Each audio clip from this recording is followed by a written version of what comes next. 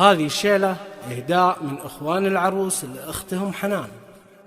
عبري حروف شعري عن غلاها واكتبيها باسم حنان وانشريها، شاركيها ليلة العمر وهناها، وباركي للغالية وهنيها.